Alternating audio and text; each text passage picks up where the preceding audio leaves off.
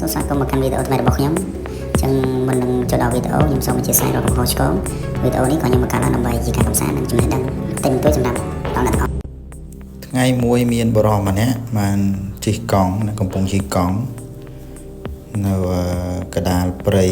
បាទផ្លូវនៅកដាលព្រៃពេលនោះគាត់ក៏បានជួបសត្វពស់និងឆ្កែចចកបាទពេលនោះគាត់មានអារម្មណ៍ថាគាត់ភ័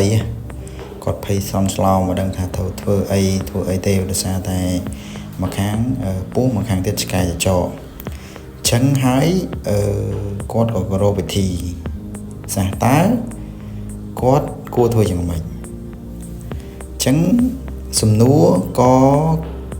គេសួរយើងថាតើបាទគេចង់សួរយើងថាតើគាត់នឹងវាយអីមុនតើគាត់នឹងវាយពស់ឬក៏គាត់វាយឆ្កែចចកមុនបាទអញ្ចឹងអ្នកទាំងអស់គ្នាសាកគិតបន្តិចមើលបាទសាកគិតហើយចម្លើយនឹងប្រាប់នៅក្នុងវីដេអូបន្តិចទៀតនេះបាទទី1គាត់វាយពស់ទី2គាត់វាយឆ្កែចចកអញ្ចឹងអ្នកទាំងអស់គ្នាសាកគិតបន្តិចណា